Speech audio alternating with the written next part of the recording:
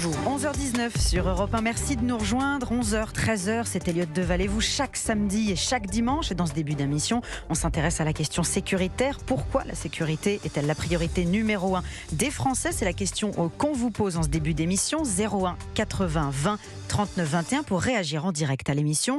Avec nous ce samedi 17 janvier, le duo habituel des chroniqueurs du samedi, Alexandre Devecchio et Georges Fenech.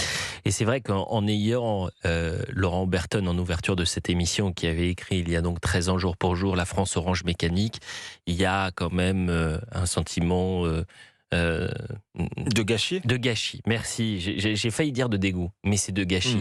Quel gâchis, quel déni et quel gâchis, oui, Alexandre Devecchio. Je réfléchissais une fois qu'il a raccroché à 13 ans, parce que je m'en souviens très bien, et je vous ai dit, il y avait une omerta à l'époque, c'était très compliqué d'en parler dans les médias, notamment parce qu'il brisait un tabou. Le lien, c'était un des premiers à faire un lien entre immigration, chiffres à la pluie, et insécurité. Il faut bien se rappeler qu'il y a 13 ans, parce qu'on était dans une ambiance beaucoup plus politiquement correcte, parce que la réalité sautait peut-être moins aux yeux, il était impossible de faire ce lien-là, alors que c'est un lien de bon sens qui ne vise pas à désigner les immigrés comme tous des délinquants, mais à bien voir que accueillir trop de monde dans de mauvaises conditions, dans des gens venant d'une culture lointaine, ça ne pouvait que mal se passer. C'est vrai que Laurent Oberton a mis le doigt dessus assez tôt. Et c'est pour ça qu'on va prendre un cas pratique. Et c'est un cas ô combien symbolique, celui de Marseille.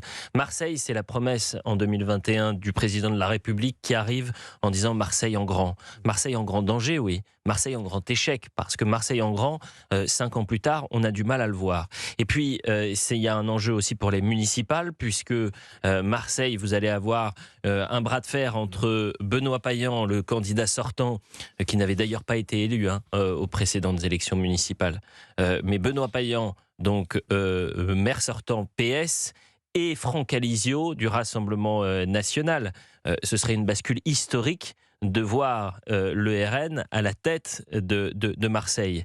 Benoît Payan va sur un terrain en disant le RN c'est l'anti-Marseille. Marine Le Pen qui est actuellement sur place dit mais c'est pas l'anti-Marseille, c'est l'anti ce que vous avez fait de Marseille. Voilà la réponse de Marine Le Pen. Donc plutôt que d'aller sur le terrain moral, la question c'est de savoir pourquoi aujourd'hui les Français font de la sécurité la priorité pour les municipales, et c'est la question qu'on va poser aux auditeurs. Je vous propose d'écouter Marine Le Pen qui revient sur l'insécurité grandissante, notamment à Marseille, qui finalement cristallise et est peut-être un miroir grossissant de tout ce qui se passe sur notre sol.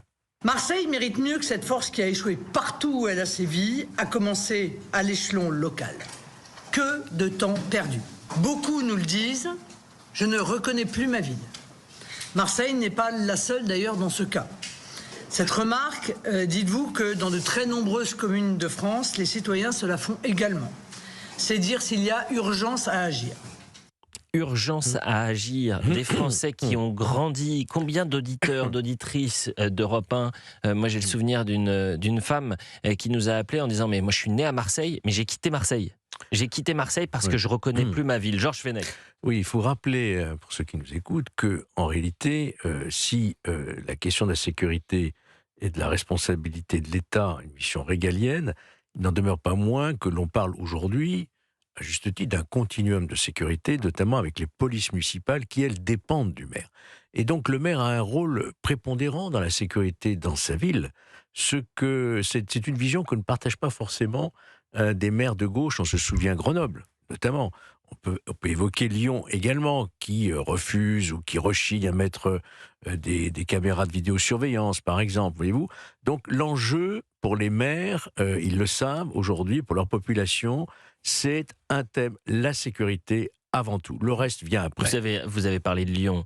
Là aussi, l'hypocrisie du maire de Lyon, qui, à quelques semaines avant les élections municipales, envisage de mettre en place une grande brigade contre les incivilités. C'est cela, tout à coup il se réveille. Monsieur le maire, c'est peut-être monsieur le maire sortant, voilà. est peut-être battu dans les prochaines semaines par l'ancien président de l'Olympique lyonnais, Jean-Michel Aulas. Peut-être un peu tard, peut-être que vous vous réveillez un peu tardivement. On parle de Marseille, Benoît Payan, souvenez-vous de cette attaque au couteau dans les rues de Marseille en pleine journée, avec un individu en situation irrégulière, et Gauthier Lebret, à l'époque, je m'en m'en souviens comme si c'était hier, l'interpelle sur ce lien entre une partie de l'immigration et l'insécurité, et le maire de Marseille refusait de le faire.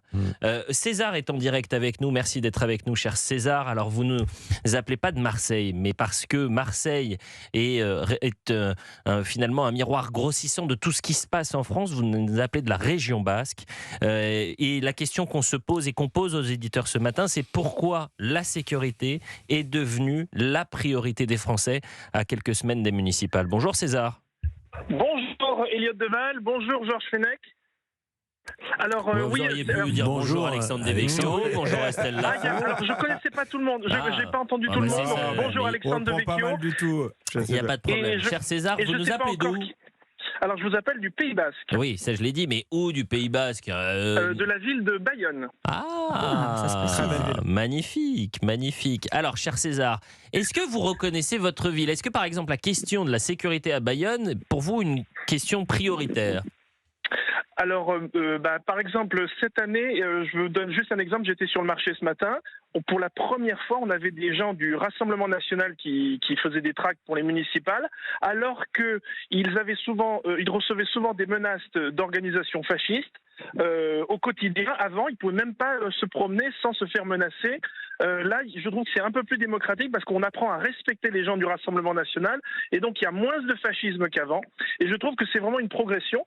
Après, je pense que c'est Marine Le Pen qui est un peu à l'origine de tout ça parce que comme elle a fait passer son parti du Jean-Marie Le Penisme au gaullisme, elle a tellement changé son parti que du coup, en plus au gaullisme originel, que du coup, beaucoup de gens ont adhéré et je fais partie des gens qui ont adhéré parce que moi, il y a 10 ans, j'avais voté Mélenchon et je considère aujourd'hui que j'ai fait partie des pigeons de l'histoire, mais ça c'est parce que j'étais dans ma jeunesse, peu importe.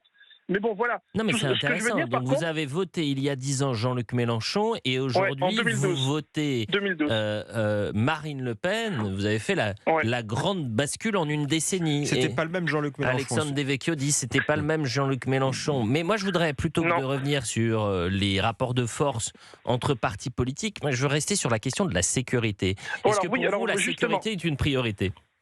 Alors oui, Elliott Deval, mais si j'ai appelé, c'est parce que je voulais ajouter quelque chose qui est vraiment pour moi le succès de Marine Le Pen, de Jean-Philippe Tanguy, de tous ces gens-là, c'est qu'ils ont compris que l'antiracisme est la clé. Et si vous voulez, c'est comme le yin et le yang avec la sécurité. Vous avez la sécurité, mais si vous prenez la sécurité sans l'antiracisme, on est obligé de se taper des gens comme Emmanuel Macron, qui a gagné sur un antiracisme mal placé, ou Jean-Luc Mélenchon, ou des gens de gauche comme Olivier Faure, etc.